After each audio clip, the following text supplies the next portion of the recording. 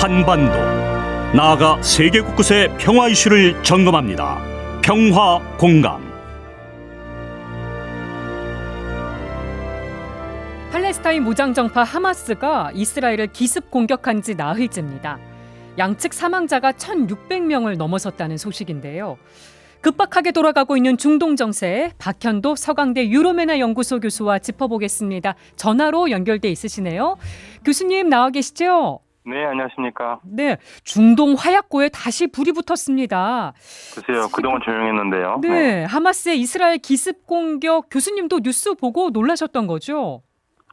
네, 너무 이스라엘이 맥없이 아무 방어망이 없어서요. 예. 저는 이게 무슨 미끼를 던지나 할 정도로 깜짝 놀랐어요. 지난 2년 동안 조용했었는데요. 네네. 그리고 사실은 국경 지역이잖아요. 네. 그 하마스하고의 그 가자 지역에서 그렇게 허술했나라는 생각이 들 정도로 너무 허술해가지고 이게 무슨 이스라엘 쪽의 작전인가라는 생각을 했을 정도로 사실 저뿐만 아니라 많은 사람들이 유인책 아니었냐 이런 얘기들을 많이 할 정도로 그 정도로 우리가 생각했던 이스라엘의 모습은 아니었습니다. 예, 이스라엘과 팔레스타인 현재 어떤 상황입니까? 지금은 그 이스라엘이 지금 반격의 고삐를 바짝 조이고 있는 상황이고요. 네. 그러다 보니까 문제 이스라엘이 지금 전무후무하게 그동안 팔레스타인 사람들이 몇천 명 죽는 거는 예사로 우리가 많이 봐왔잖아요. 네. 그런데 이스라엘이 이렇게 1,000명 정도 이상 죽은 거는 처음이거든요. 이게 너무 충격이 큰 거예요, 이스라엘에서는. 더군다나 군인들보다는 민간인들이 훨씬 더 많았던 것 같고. 네. 그 인질도 끌려갔고 그러니까 이스라엘은 지금 뭔가를 하지 않을 수 없는 상황이에요. 안 하면은 이 정상 국가로도 이상하다는 얘기가 나오니까. 네. 그런데 이스라엘이 움직이기에는 또 여러 가지 변수가 있어서 주변에 말리는 선도 있고 어느 정도까지 해야 될 것인가 이게 지금 이스라엘의 큰 고민일 겁니다. 하마스가 기습 공격을 감행한 목적 어떻게 보세요? 일단은 날짜를 측면에서 보면은요. 1973년 10월 전쟁이라고 그러는데 이집트가 이스라엘을 본격적으로 전격 기습 공격한 건하고 같은 형태예요. 네. 그때는 이제 국가 대 국가의 전쟁이었지만 그때는 10월 6일 토요일이었거든요. 네. 이번에는 10월 7일 토요일입니다. 그리고 우리 그리스도교 우리 가톨릭 신자들은 잘 모를 수도 있는데 많은 그리스도교인들이 잘 모를 수도 있는데 지난 9월 29일부터 10월 6일까지가 초막절이었어요. 장막절 유대인들의 일종의 추수감사절이었고요. 예, 그리고 이제 이어서 이 연휴가 이어지기 때문에 이 가자 지역에 이스라엘 쪽에 군인들이 최소한만 배치된 상태였었어요. 그런 시점도 우리가 눈여겨볼 만한 부분이 있는 거군요. 네, 그러니까 이거 굉장히 잘 계획된 전쟁이다. 준비를 잘해서 공격을 했고요. 그런데 이제 이후로는 하마스에서 그동안 16년 동안 이스라엘이 가자 지구를 완전히 봉쇄한 거에 대한 죄를 물었고요. 네. 그리고 현 네타냐후 정부가 들어서면서 극우파들이 아주 득세를 했거든요. 네. 그러면서 이 팔레스타인 사람들을 좀 많이 괴롭히는 모습들이 꽤 많았었어요. 예를 들면 정착촌을 확장하지 말아야 되는데 정착촌을 확장했고 네. 그리고 정착촌의 주민들이 주변에 팔레스타인 사람들을 린치를 가하고 해도 경찰들이 말리질 않았어요.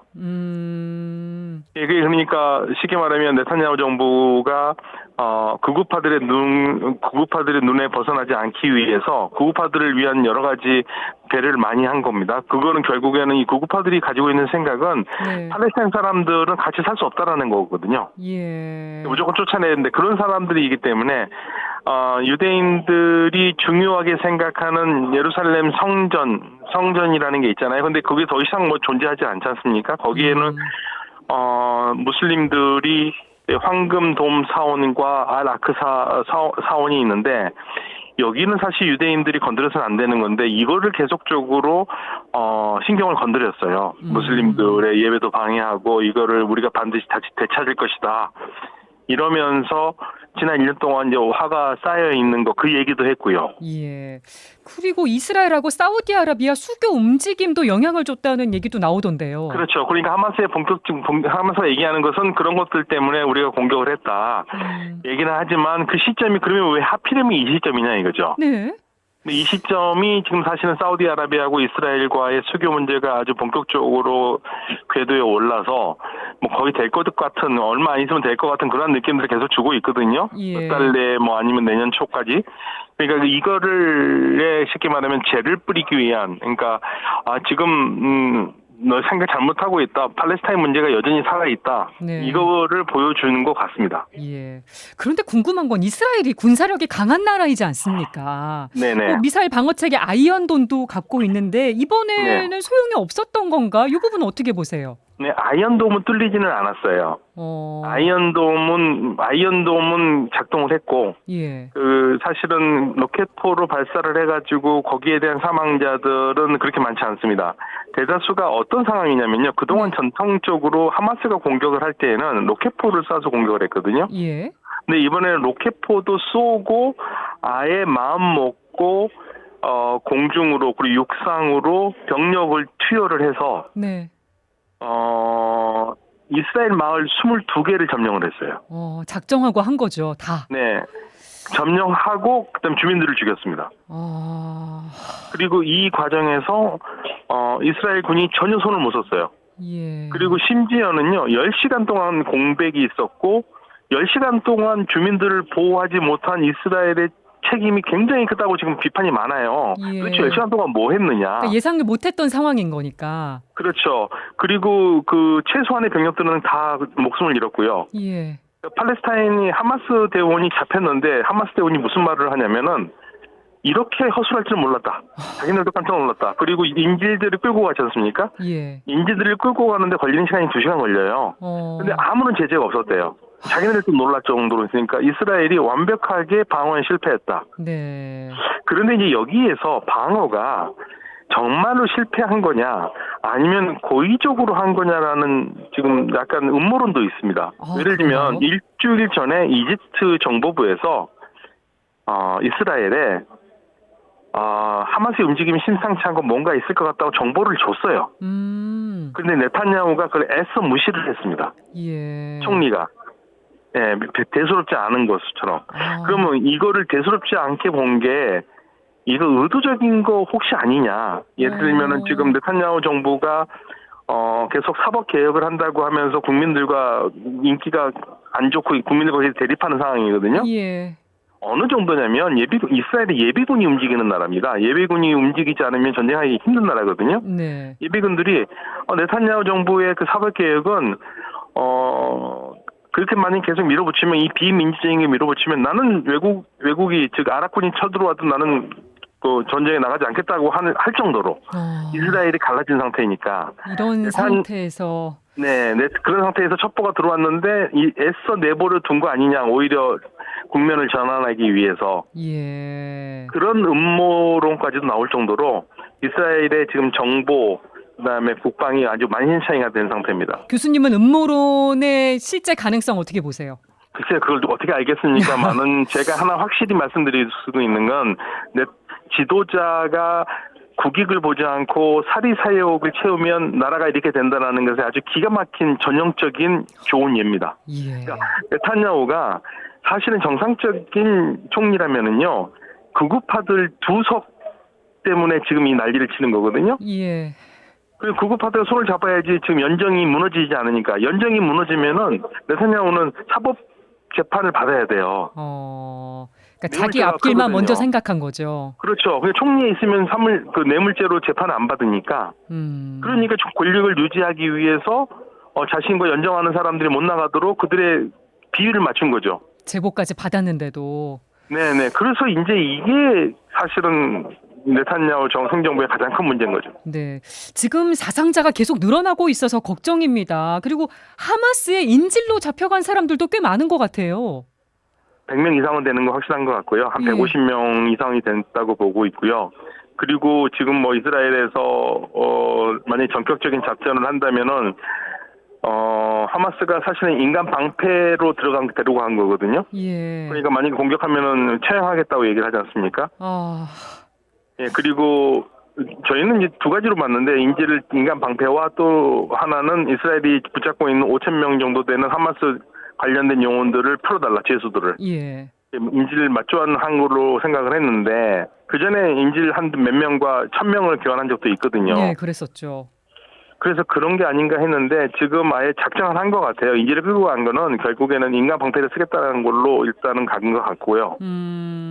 그런데 만약에 뭐 이스라엘에서는 지금 내각에서는 이제 극우파들이 네. 무슨 말을 하냐면 인질 목숨 괜찮다. 대를 위해서는 소를 희생해야 된다. 인질은 죽더라도 우리는 하마스를 괴멸해야 된다라고 지금 하자고 얘기가 나오고 있고 거기에 대해서 지금 여론은 무슨 소리냐. 인질을 그렇게 할 수는 없다라고 지금 이스라엘 내부에서도 지금 찬반 논쟁이 굉장히 강하고요. 네. 근데 문제는 제가 봤을 때는 이스라엘이 병력을 투여해도 하마스를 발본세곤에서 죽인다 하더라도 하마스는 또 만들어집니다. 그러니까 이거는요, 그렇게 해서 끝날 싸움이 아니에요. 만약에 그렇게 해가지고 민간인 피해가 하나도 없다면은 가능하죠. 예. 그런데 그 지상군이 들어가면 당연히 가자 지역에 있는 200만 명 정도 되는 그 팔레스타인 사람 중에서 무고하게 억울하게 죽지 않은 사람이 어디 있겠습니까? 죽을 네. 거란 말이에요. 그러면 이스라엘로서는 이건 부담이 너무 큰 또 싸움이 되니까 이게 진퇴양난입니다 지금. 지금 100명이 넘는 인질들이 잡혀 있는데 이스라엘이 네. 지상 작전을 정말 펼칠 것인가 여부도 지금 계속 눈길이 쏠리고 있고요. 지금 하마스의 네. 배후에 이란이 있는 거 아니냐는 얘기가 계속 나오고 있는데 이란은 배후설을 부인했습니다. 그런데도 이란과 미국의 대리전으로 확전될 수 있다는 우려가 계속해서 나오고 있습니다. 교수님 어떻게 보세요? 이게 그렇게 되길 바라는 사람들이 이렇게 자꾸만 만드는 것 같아요. 왜냐하면 이란이 지금 이 전쟁에 참여해서 이란에 좋을 게 하나도 없어요. 네. 좋을 거 없기 때문에 할 필요가 없는 겁니다. 그러니까 이란의 입장은 아주 확실합니다. 이란은요, 하마스는 일단 순니파입니다. 네. 그리고 이란이 만든 거는 레바논에 있는 헤즈볼라예요. 그건 시아파입니다. 예. 하마스는 이란이 만든 게 아니에요. 근데 하마스를 지원하는 이유는 단 한 가지입니다. 하마스가 팔레스타인 독립운동을 하기 때문에. 네. 이란과 하마스, 헤즈볼라는 공통점이 팔레스타인 독립이에요. 예. 그래서 그걸 독립을 하기 위해서 하마스에게 지원을 하는 거고, 그래서 이란에서 입장은 우리는 하마스를 지지하고 지원하지만 이번 우리의 말대로 하마스가 움직이는 애들이 아니다 이거예요. 사실 그 틀린 말 아닙니다. 하마스가 이란의 명령을 받아서 움직이는 조직이 아니에요. 네. 따라서 여기가 이란이 뭐 뒤에 있다라는 어떤 물증적인 증거도 없습니다. 다만 셋이 한 통속이니까 하마스가 했으면 이란이 뭔가 했지 않을 것이냐라는 심증만 있는 거지 물증은 없거든요. 미국도 그 얘기를 합니다. 심증이죠. 물증이 없어요. 네. 그런데 이 상황에서 이란이 개입을 한다? 쉽진 않은 일이고요. 만약에 진짜 이란이 개입을 한다면 헤즈볼라의 움직임을 봐야 되거든요. 예. 헤즈볼라가 움직인다면 이건 이란이 뒤에 있다고 봐도 거의 무관합니다. 왜냐하면 헤즈볼라 이란은 거의 일심동체처럼 움직이니까요. 예. 그런데 이란이 헤즈볼라가 움직이려 하면 이란이 오히려 막을 겁니다. 지금에서 확전이 이란에게 좋을 거 하나도 없습니다. 지금 미국이나 특히 이스라엘은 어떻게 해서든지 이란이 관련돼 있다고 해서 이란을 때리고 싶은 마음이 아주 그냥 안달이 나 있는데. 안달이 나 있는데 그걸 굳이 그럴 필요가 있느냐. 그리고 이란이 그런다고 해서 이스라엘이 이란을 때리기도 어려워요. 네. 그렇게 되면 이스라엘은 더 어려운 상황이 되기 때문에 지금 상황에서는 미국과 이란의 대리전 이거는 그렇게 하면 언론에서 그 클릭수는 높아가고 신문은 잘 팔리겠지만 그거는 조금 상황은 그렇게 보진 않습니다, 저는. 네. 네. 5차 중동 전쟁 얘기까지 나오고 있는 거는 그렇게까지 보지는 않으시는 거고요. 네, 어떤 분들은 이게 정말 전쟁이니 3차 세계대전까지 얘기를 하더라고요. 예. 그런데 만들어내긴 많은데 지금 현재 상황에서 이란이 정상적인 사유 방식을 하는 정치인들이 있는데 여기에서 불필요하게 문제를 만들어서 이란을 더 어렵게 만드는 일은 하지 않을 겁니다. 네. 미국이 하마스를 규탄하면서도 지상군 파견에는 선을 그은 거, 요건 어떤 의미가 있다고 보세요? 미국은 피를 흘리고 싶지 않아요. 미국이 돕는다는 것은 항모를 가서 전투기나 폭격은 도울 수 있겠지만 지상군은 파견하지 않습니다. 지상군 파견하면 많이 죽을 것 같거든요. 이스라엘도 지금 고민이 그거예요. 예. 지상군 파견은 많이 죽어요. 그 후과를 어떻게 할 것인가. 그게 사실 문제죠. 그래가지고 만약에 진짜로 많은 희생이 있으면서 하마스를 뿌리를 뽑은다면은 싶지만 네. 뿌리를 뽑을 수가 없어요. 다시 만들어진다니까요, 하마스는. 근데 문제는 팔레스타인 문제 해결되기 전에는 계속적으로 똑같은 상황이 나옵니다. 예. 이번 전쟁으로 국제 유가가 급등했습니다. 그리고 네네. 또 뭐 우리나라에 미칠 영향, 또 우리나라가 분단 국가이기 때문에 눈여겨봐야 될 점들도 있을 것 같은데 요것도 짚어주신다면요. 그러니까 이제 우리가 이스라엘을 하면 최고의 강국이라고 생각을 했잖아요. 네. 그런데 준비 안 되면은 아무 소용이 없다는 거죠. 그리고 지도자의 판단이 이렇게 중요하구나. 이거를 우리가 배워야 됩니다. 그래서 반면교사를 삼아야겠죠. 예. 어떤 일이 있을지 모르니까요. 그리고 또 한 가지 저는 생각을 해봐야 될 거는 우리가 한 번은 생각해봐야 될 문제가 있습니다. 우리가 러시아 우크라이나 전쟁에서 러시아를 얼마나 비난하고 있습니까? 그렇죠? 예. 러시아가 우크라이나를 침공했기 때문에 팔레스타인 문제는 57년 됐습니다. 네. 이 사람들이 그렇게 압박을 받는데 전 세계는 아무 얘기도 하지 않아요. 그러네요. 그러니까 하마스가 잘했다는 게 아니라 팔레스타인 문제를 한번 해결해 보려고 전 세계가 한번 노력을 했으면 이렇게까지는 가지는 않았을 거예요. 너무 물론 캐캐묵은 문제가 돼버렸죠. 그렇죠. 그리고 팔레스타인 지도부의 문제가 분명히 있습니다. 세계에서 각지에서 지원해주는 지원금이 어디 갔는지 모르고 팔레스타인에서 여전히 고생을 하고 있거든요. 예. 그래서 우리 스스로가 이중잣대를 갖고 있는 거 아닌가라도 한번 생각을 한번 해봐야 됩니다. 우리는요. 특히 우리 그리스도교 신자들은 성경을 많이 읽기 때문에 이스라엘이 굉장히 친근할 거예요. 네. 하마스 분명히 테러한 거 맞습니다. 잘못했습니다. 네. 분명히 잘못했어요. 그런데 팔레스타인 사람들에도 한 번은 좀 돌아봐야 되지 않겠느냐. 그리고 그 부분을 한번 생각을 해봤으면 좋겠다라는 생각을 합니다. 57년 이상 된 문제를 한 번은 생각을 해봐야 되지 않겠는가. 네. 프란치스코 교황이 이번 전쟁의 희생자들을 위로하면서 모든 전쟁은 승자가 없다. 모든 전쟁은 패배일 뿐이다. 이렇게 지적을 했습니다. 교황님 발언 어떻게 들으셨어요? 그렇죠. 승자 있는 전쟁 없습니다. 승자가 있을 수가 없어요. 전쟁은 항상 사륙이 되고 그리고 이긴 사람도 항상 치명적인 그 피해를 받을 수밖에 없습니다. 네. 그러니까 교황님 말씀대로만 좀 가면 얼마나 좋겠습니까? 말을 안 들어요. 예, 말을 안 들으니까 교황님 말만 뭐 멋있게만 들리지. 이거 좋습니다 하고 박수 치고 훌륭하신 말씀입니다 하고 나는 전쟁은 그래도 계속하겠습니다. 이렇게 된다면 아무 의미가 없지 않습니까? 뭔가 실천이 뒤따라야 되는 상황인데요. 네, 실천이 뒤따라야 되는 상황이죠. 사실은 지금 안타깝습니다. 네. 네, 알겠습니다.